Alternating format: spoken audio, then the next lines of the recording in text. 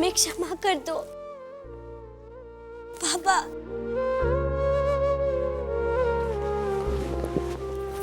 बाबा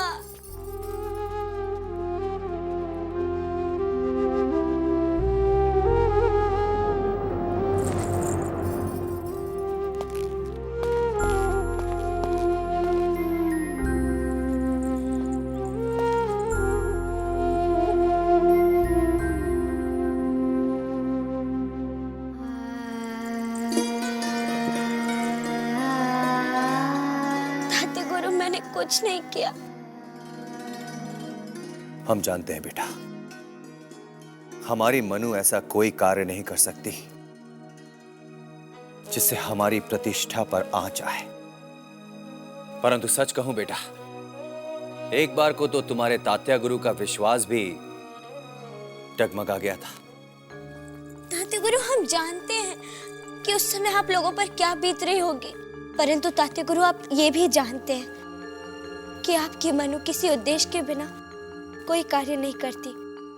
किंतु बेटा, ऐसा कौन सा उद्देश्य था कि तुम इतना महत्वपूर्ण आयोजन छोड़कर यहां महल से बाहर चली गई? क्यों? मनु, अपने तात्या गुरु को नहीं बताओगी? तात्या गुरु, हमने उस औरत को ढूंढ लिया जिसने हमारी हत्या का षड्यंत्र इन फिरंगियों के साथ मिलकर किया था। सच? बेटा, कौन है वो औरत? मैं उसे... नहीं तात्या गुरु, इस समस्या का समाधान केवल हम करेंगे। मनु, तुम समझ नहीं रही हो बेटा, ये अकेले के बस की बात नहीं है। मेरा विश्वास कीजिए कि आपकी मनु कभी अपने आजोबा और बाबा के मान सम्मान को ठेस नहीं पहुंचने देगी।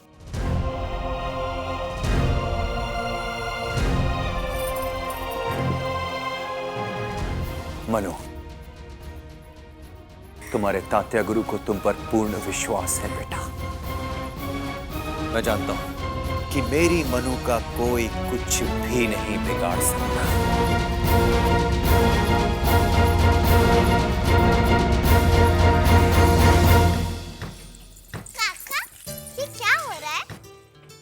बेटे, कलुष्टी प्रथा है ना, उसी की तैयारी हो रही है।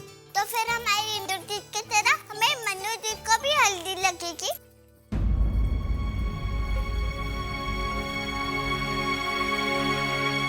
बाबा, हमें क्षमा कर दो ना।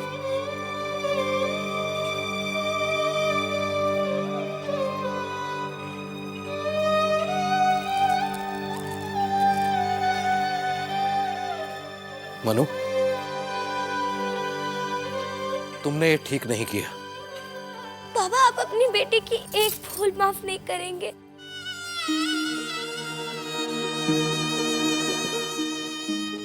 बेटे, तुम ऐसा कुछ कर देती हो कि एक पल में सब कुछ अस्त व्यस्त हो जाता है। बेटे, भगवान के लिए, कलुष्टी प्रथा के लिए समय पर तैयार रहना। जनाब, आप इसकी कतई फिक्र ना करें, हम सब संभाल लेंगे।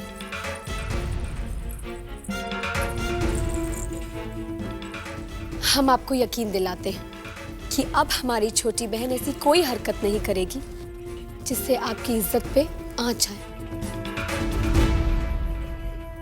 देवा, तुम्हारी लीला अपरंपार है।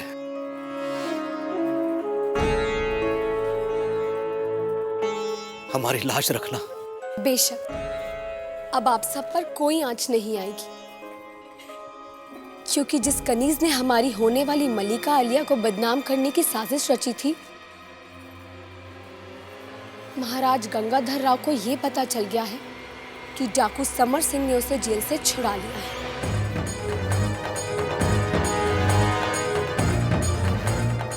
और कल तो बहुत अहम दिन है, क्योंकि डाकू,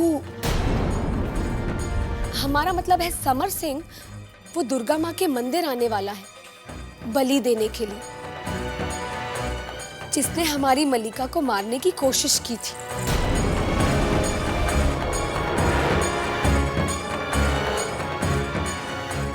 महाराज गंगाधर राव ने भरे दरबार में ये ऐलान कर दिया है कि डाकू समर सिंह को वो अपने हाथों से मौत की सजा देंगे।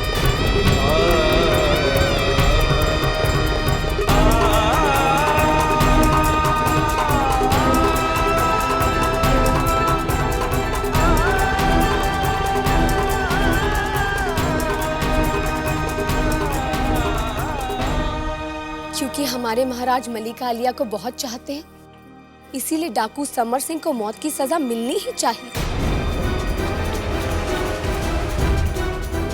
अवश्य, ऐसे अपराधी को अवश्य दंड मिलना चाहिए। परंतु आप किस दासी की बात कर रही थी जो कारागार से भाग गई?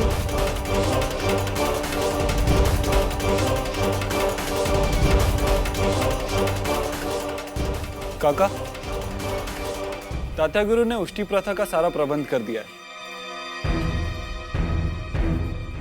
आप एक बार स्वयं चल के देख लीजिए, कुछ शेष न रह गया हो। काका, हम भी चलेंगे। प्रणाम।